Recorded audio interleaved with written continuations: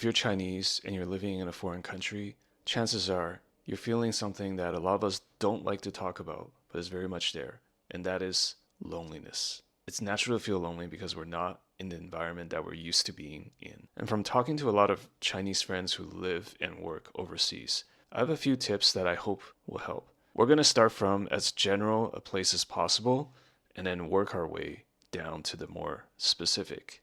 So here we go. The first thing you have to change is your fundamental mindset. It's very easy to stay attached to the same communication tools that you've been using while you were in China. It's very easy to be on our devices 24/7, using the same Chinese apps over and over again, communicating with your family and friends back home. And that is just not going to change your feeling of loneliness. One thing I think that is very difficult for my Chinese friends to understand is that loneliness is about building new connections and new cultures. And it's also about feeling that you belong in your new country or workplace. And so it's very easy to get into a situation where you're living over there and you just hang out with other Chinese people, maybe the same background, even coming from the same city, who knows? But I want to tell you that if you want to build long-term connection and dare I say happiness, you have to move away from that. You have to fundamentally alter your thinking so that you're focused on making friends who are local American, Australian, British, whatever. You want to avoid being in a Chinese bubble. When you're in that bubble, you're only getting thoughts, news, opinions from that bubble. You're not really getting closer to being integrated in society. I'm also going to tell you a hard truth right now. Most people in the other countries are not racist. They are not out to discriminate against Chinese or anything like that. When you show that you are interested in what their life is, and you can also share with them where you're coming from, that's where the magic happens. It's very easy, especially through social media and what we see in the news, to think that it's always us versus them. And I can also tell you from my personal experience growing up in a Western culture, that is just not true. People are more open-minded and willing to make friends than you give them credit for. So don't lose sight of that. Don't be the person that is extremely cynical about life. Okay, so that's the serious talk. How do you go one step further to tackle loneliness and build connection? I think the first thing you have to do if you've decided that you would like to connect with foreigners who are local to that country is you have to build a common ground. Really try to understand where they're coming from. Really try to absorb news sources that are not coming from China. Really talk to them. Figure out how to ask questions. Give up this idea of being shy and just start talking to your colleague, the person working at the Starbucks. Because what you'll find is that when you're interacting with other cultures, sometimes people will just talk to you. Instead of avoiding them all the time, try talking back. Try making an effort and really ask them how they feel about the things that are going on around them. Be genuinely interested in what they have to say. I suppose this is just about making friends in general, but try to be as open as possible in your interactions with others. Don't discourage conversations. Try to lean into them. Now, here's where I also have to say that whether you're a single person or not, whether you're dating people or not, whether you have a significant other with you right now or back home, it doesn't really matter. Connection is connection. Building connection with other people is going to be important in a romantic or platonic way. And so to go a little further down, it's going to be about making the effort to leave your comfort zone and join social spaces. Chances are you're going to be into something. If you're not, maybe find a new hobby. Perhaps you're like me and you like running. There are run clubs locally in your area. You can find them. Perhaps you like the outdoors. Find a way, talk to your colleagues, ask around, find out if there are social events around you. There are websites for meeting up in a group.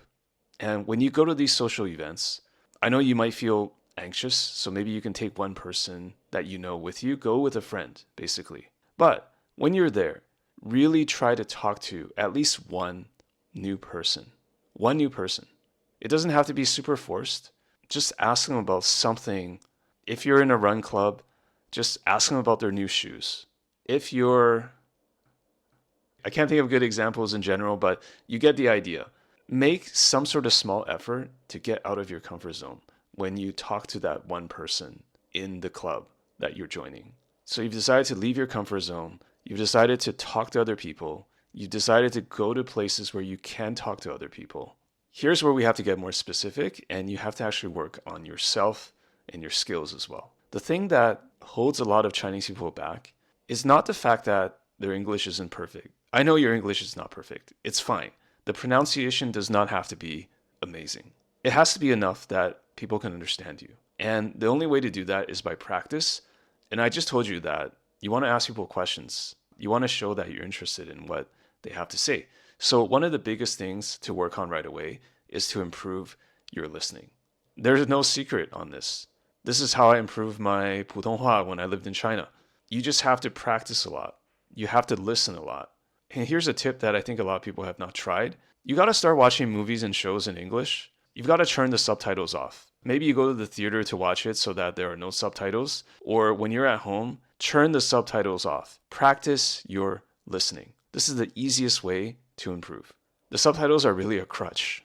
The next best thing is to just talk to people in real life and be patient. If you do not understand what they're saying, just say, can you say that again? Or I can't understand. Just be honest and transparent with other people, and it's usually going to work out. The last thing I'll say about the specific part is all this stuff about building connection requires that you manage your time very well.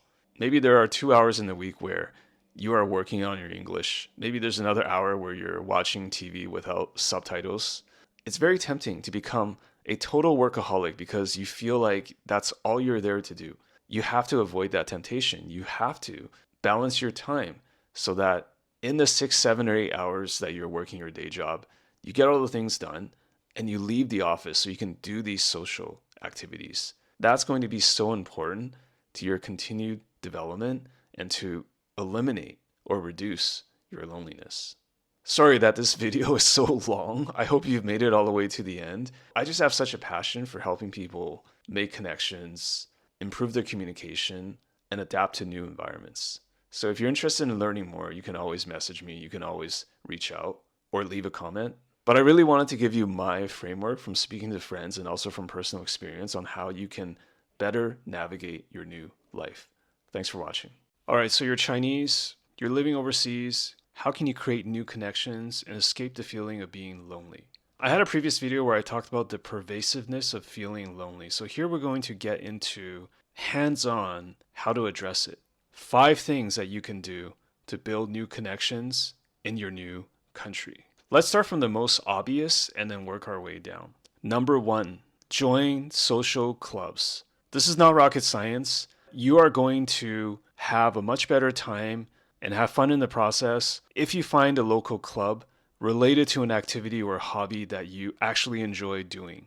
Get out there and try to join as many different clubs and gatherings and topic-based meetups as possible. Diversify yourself. This is going to involve going outside of your comfort zone. If you want to make it a little easier, bring one friend with you.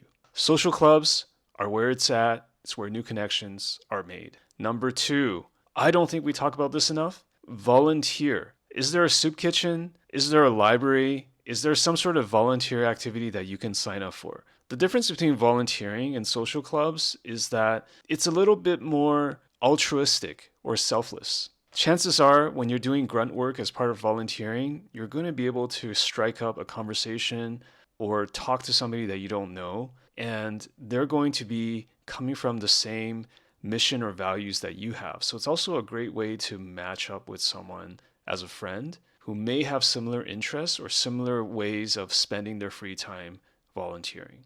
Number 3, connect with your weak ties. So chances are you're in a new country. You may know a friend of a friend of a friend that lives here. You don't know them super well, but try to make the effort. Just message them. Ask for a reintroduction. I think this is a great way to connect with somebody because you're not necessarily starting from zero. And I've had a lot of friendships and relationships over the years just through circumstance because we're in the same city. We've been able to create a friendship that we didn't have years and years ago when we were weak ties and barely knew each other. So always give that a try. It's kind of a friendship or connection starter kit. Go through your phone. There's got to be weak ties, someone that you barely know in your new city. Number 4, create serendipity. The reality is that you are not going to create new connections, new friendships just by being on your phone and staying at home. Create a new routine in your new environment. Go to a Starbucks or a coffee place. Go out to eat instead of order. When you are physically outside, be friendly towards other people. Strike up a conversation. Don't do it in a creepy way. If you are a regular at a coffee joint and you see someone else is also a regular, you could chat with them in a non-creepy manner. You can figure out what they're doing and share a bit of where you're coming from, what you're doing. This is kind of a generalization, but I find that Westerners are quite open at responding to you. And if you just make the effort to have a conversation or ask a question, you never know what comes back. Create serendipity. Number 5, last but not least, learn a skill. This is kind of a variation of going to a club, but sometimes the best friendships happen when you're not desperate, you're not looking for it. Just like how you made friends when you went to school because you're learning something. Go back and learn something. Take a class on pottery, making computers. I don't know, I'm just throwing examples out there. Just find something that you might be interested in learning and take the class. And when you do, you also find others who are there to learn. Even better, look for classes or skills to learn that probably involve group activities. Maybe there's a group project. You can check out the curriculum of the course. Maybe it's a dance class where you have to dance as a couple. I don't know. The sky's the limit. I know it's so hard to make friends, especially as we get older, but I find that these are just techniques to be more social. And even in the worst case scenario, you don't make new connections or friendships. At least you'll have learned and experienced something through doing these things, and that's pretty cool. Try these things out and let me know what you think. If you have more tips to suggest, please drop a comment. I'd love to hear from you.